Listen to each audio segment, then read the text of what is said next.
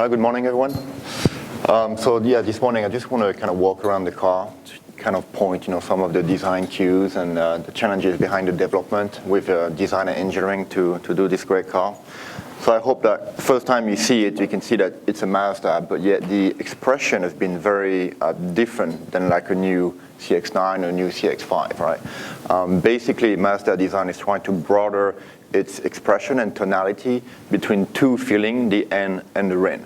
Usually the first thing that comes into your eyes is the way we treat surfaces. So in the CX-9 and CX-5, the car is very much like a blade. You have like some really kind of angular, sharp front end. We're trying to light up the front end and bring all of that power into the rear wheel, which we call traction form.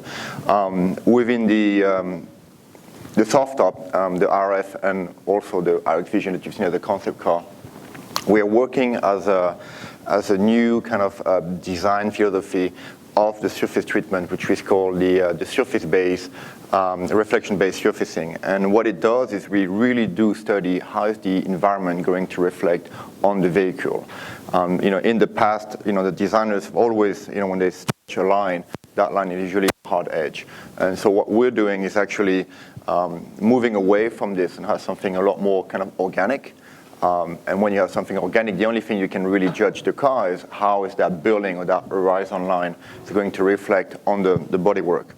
So on the RF, obviously, what we had for us is an amazing package to start with. The idea is always to seduce the eyes, this kind of, showcasing this irrational seduction. In terms of proportion, everyone has in his mind like a reference to a classic car, from the Italian in the 60s, right? And, we wanted to hit that tone. When you see it, you have to fall in love with it. And quite frankly, it's about you containing the volumes. So when you look at the vehicle, a lot of those lines and those volumes kind of circle around the vehicle. I mean, you have it on the hood, but then all the way on the side and all around graphically, you have so much plain view that at first glance, the whole car is contained as a circle above the car, and which seduces the eyes very well. Instead of having the typical, kind of square type of ratio, you have something that's a lot more round. So design never, when we started to work on this car, we never approached the retractable fastback as a bubble top like it was in the previous model.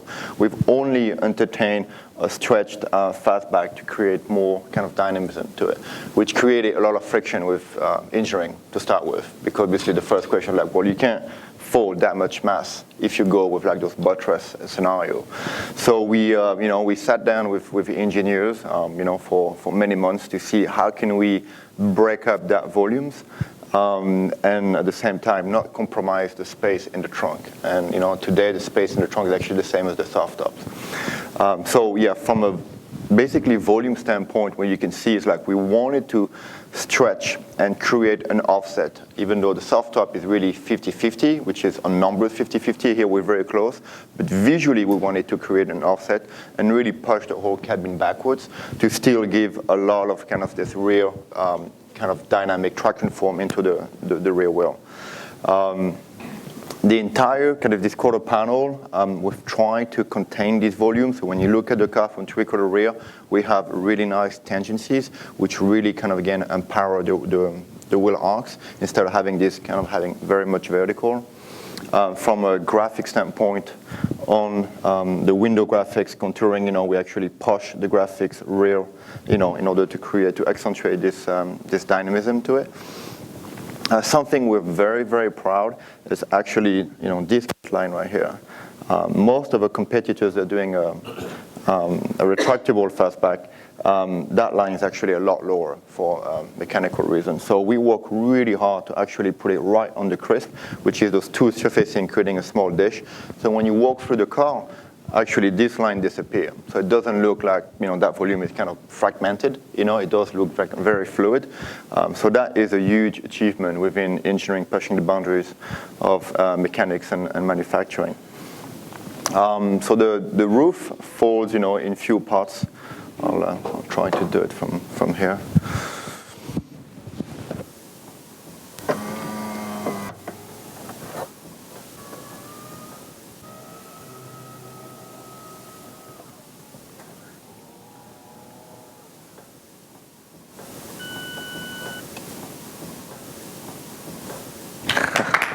pretty cool, right? There's definitely like a wow factor. I mean, when you see like all those, three parts coming up, together and, folding like a perfect bento box, in the back. Motors wishes you had worked there about 15 years ago. Yeah. I mean, it's a pretty amazing mechanism. It doesn't weigh very much. Still adds up to the soft top, but it's quite minimal. I think the whole weight is about the weight of an infant, sitting next to you. So it's pretty minimum. Obviously, even though we have the buttress, we're trying to push them as far back as possible. We still have to kind of go back in order to fit, all of the mass down below. On terms of the interior, not much has changed, even though we do have the Napa leather. So we're trying to improve, again, the craftsmanship. On the interior, we have a bigger, I think, LCD screen on the left gauges. Obviously, we have, the switch and so on to open the retractable. But yeah, overall, obviously, it is still based on an MX-5 soft top. But having, added this kind of component to it and stretch it, blend it nicely towards the rear, give you an impression it's completely different. And I think we hit the mark of this kind of sensitive, classical automotive, but yet in a modern way. And I think it's easy to fall in love with this car. And it's completely different than a CX-9 or a CX-5, the way it is treated.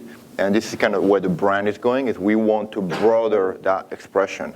One's going to be much more on the purity, and this is kind of the Japanese take on purity, intensity through purity. You don't have many lines. You don't have many character lines to make the car feel animalistic and powerful. It's all about just sexiness and beauty. And on the other side, the alluring side of Japan is CX-9 and CX-5, which is much more, in a way, aggressive in its direction. It's very much, kind of a linear kind of penetration through the air. So I'm confused. Yesterday, when we were talking about the CX-5, that was the direction that Mazda was going. Today, you said this is the direction Mazda's going. Which way are you going?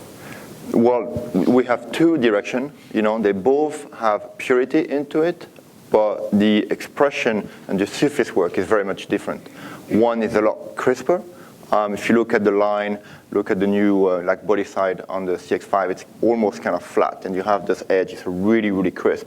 The front face is kind of a blade that defragmented look to really show like the depth of the grille, like the way the whole hood is folded. You have an extreme kind of sharpness to it. You can see it's a lot more kind of round and softer. We only rely on reflection-based surfacing, which is how is the building going to reflect in the car to describe dynamism. So is this just for the MX-5, or is it going to carry through to your passenger cars, or what, are you going to diverge? Sure. Right now, I can't talk about future product, but basically we studied this within the RF, but we kind of stretch it within the RX Vision as a concept cars, and you can see the RX Vision only rely on surface-based, reflection-based surfacing to judge the design of the vehicle. So we're going to broaden that expression, through the next lineup. Yeah. You really like to tune your eyes to understand the differences between those two kind of expression, but think of this one being a lot more kind of organic and only being based on what it's reflecting into it to judge the design. And the other one, you still have some much more crisper line and much more kind of aggressive kind of surfaces in order to show a much more of a directional attitude. Does this architecture relate in any way to the architecture of the CX-5? The mechanical of the car. They're all different. They're completely different. Yeah, completely different. Yeah. But yeah, I welcome you guys to kind of walk around. What's interesting is not just to pay attention only on graphics. And usually this is how you judge a vehicle. First, you look at the contouring of the vehicle, and then you're looking at, like the outer line of the grille and the outer line of the front lamp to give you to tell you the expression of the vehicle. If you have a subconscious that really pays attention into the reflection and how those reflection kind of navigates, rather they're very flexible or they have a lot more kind of rhythm to it. So if you really pay attention to the way the surface work and the reflection works around the vehicle, those reflection is really what triggers that falling in love attributes. So again, if you look around, just trying to pay attention to those reflections. Could we have an encore performance of you putting the top up? Again? Top down. Okay.